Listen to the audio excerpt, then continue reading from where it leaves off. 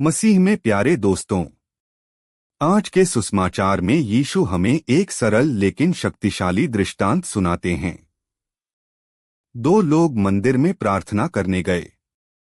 एक फरीसी था जिसका समाज में बहुत मान सम्मान और आदर था।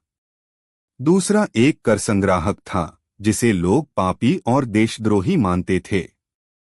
दोनों प्रार्थना करने आए थे, लेकिन उनके दिल बहुत अलग थे।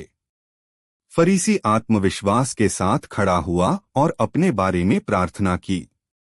उसने परमेश्वर का धन्यवाद किया कि वह दूसरे लोगों जैसा नहीं है, जैसे चोर, पापी या यहाँ तक कि पास में खड़ा वह कर संग्राहक। उसने अपने अच्छे कामों और धार्मिक अनुष्ठानों की सूची गिनाई। उसकी प्रार्थना में घमंड और दूसरों से तुलना का भाव था। दूसरी ओर कर संग्राहक कुछ दूरी पर खड़ा रहा। वह अपनी आंखें स्वर्ग की ओर उठा भी नहीं पा रहा था। अपनी छाती पीटते हुए उसने बस इतनी प्रार्थना की, हे परमेश्वर, मुझ पापी पर दया कर। उसमें कोई बहाना नहीं था, कोई तुलना नहीं थी, कोई घमंड नहीं था, बस एक विनम्र और सच्चा दिल था। और यीशु हमें एक हैरान करने वाली बात बताते हैं। वह कर संग्राहक ही था जो परमेश्वर की दृष्टि में धर्मी ठहरकर घर लौटा, न कि वह फरीसी। क्यों? क्योंकि परमेश्वर हमें इस आधार पर नहीं आंकते कि हम दूसरों की तुलना में कैसे हैं। वह हमारे दिलों को देखते हैं। एक विनम्र हृदय जो अपनी दया की आवश्यकता को जानता है, हमेशा परमेश्वर के करीब होता है। मरुस्थल के पिताओं, डेजर्ट फादर्स, का ज्ञान भी इसी सत्य को दोहराता है।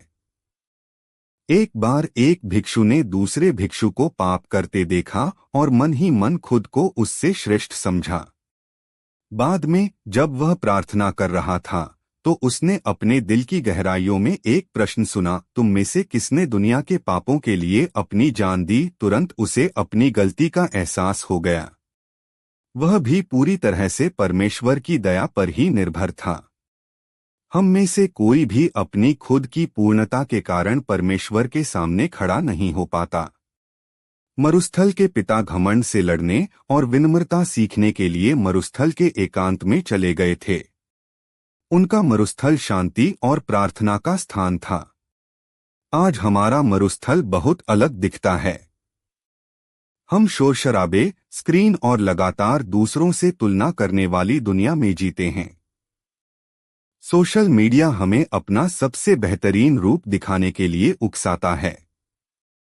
फरीसी जैसा बनना आसान है, जो मन ही मन सोचता है, हे परमेश्वर, मैं तेरा धन्यवाद करता हूँ कि मैं दूसरों से बेहतर हूँ। यहाँ तक कि विश्वास भी एक दिखावा बन सकता है। चर्च अगुवे और विश्वासी कभी कभी पहचान, प्रभाव या तालियों की चाहत रख सकते हैं, लेकिन सुसमाचार हमें याद दिलाता है कि परमेश्वर बाहरी दिखावे से प्रभावित नहीं होते। वह हृदय की विनम्र पुकार को सुनते हैं। आज के चर्च में कई आवाजें हमें इसी विनम्रता की ओर वापस बुलाती हैं। पोप फ्रांसिस अक्सर हमें याद दिलाते हैं कि विनम्रता ही सभी सद्गुणों का द्वार है। यह हमें सच्चाई से जोड़े रखती है।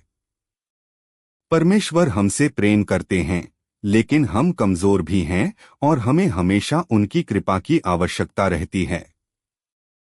टिम केलर और जॉन पाइपर जैसे ईसाई शिक्षकों ने अक्सर इसी सच्चाई के बारे में बात की है। हमारे पास जो कुछ भी है वह परमेश्वर का दिया हुआ एक उपहार है। यदि सब कुछ एक उपहार है तो फिर घमंड के लिए कोई जगह नहीं बचती। उस कर संग्राहक ने इस बात को समझा था। वह जानता था कि उसके पास परमेश्वर को देने के लिए अपनी दया की जरूरत के सिवा और कुछ भी नहीं है। सुसमाचार आज हमें खुद से यह सवाल पूछने का न्योता देता है, हम कहाँ खड़े हैं? क्या हम गुपचुप तरीके से खुद की तुलना दूसरों से कर रहे हैं, या हम पूरी ईमानदारी और विनम्रता के साथ परमेश्वर के सामने खड़े हैं? सच्ची विनम्रता का मतलब यह नहीं है कि हम अपने बारे में बुरा सोचें। इसका सीधा सा अर्थ यह पहचानना है कि हमारे पास जो कुछ भी है वह सब परमेश्वर की ओर से आया है। हमारी प्रतिभाएं, हमारा विश्वास, हमारे अवसर, हमारी क्षमा, यह सब परमेश्वर की कृपा ही है। तो फिर हम आज अपने रोजमर्रा के जीवन में उस कर संग्राहक की प्रार्थना को कैसे जी सकते हैं?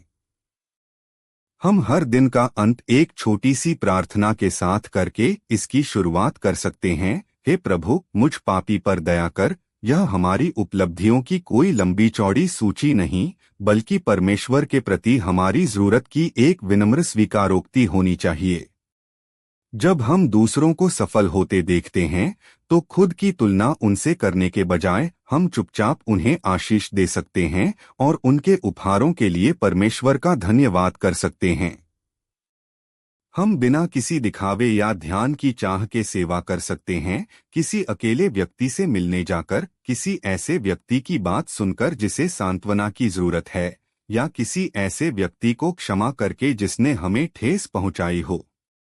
चाहे हम नेता हों, माता पिता हों, शिक्षक हों, पुरोहित हों या किसी पेशे से जुड़े लोग हों, हम सभी विनम्रता का मार्ग चुन सकते हैं।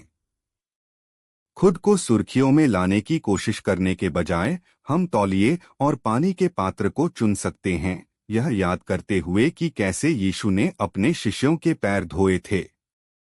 विनम्रता कोई कमजोरी नहीं है, यह तो वह शक्ति है जो हमारे हृदय को परमेश्वर की कृपा के लिए हमेशा खुला रखती है।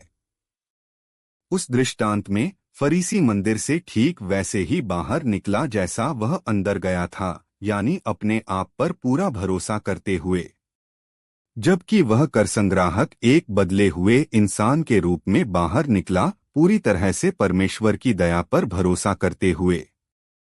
यीशु एक बहुत ही गहरी सच्चाई के साथ अपनी बात समाप्त करते हैं। जो कोई खुद को ऊंचा उठाएगा उसे नीचा दिखाया जाएगा, और जो कोई खुद को दीन बनाएगा उसे ऊंचा उठाया जाएगा। आज की इस दुनिया में जो लगातार हमें खुद का ही प्रचार करने को कहती है, सुसमाचार हमें इसके विपरीत परमेश्वर की दया पर भरोसा करने का न्योता देता है। आइए हम भी उस कर संग्राहक के विनम्र मार्ग पर चलें। हमारी प्रार्थना सरल और सच्ची हो, हे ईश्वर, मुझ पापी पर दया कर, क्योंकि ईश्वर उसी विनम्र हृदय को ऊंचा उठाता है। आमीन।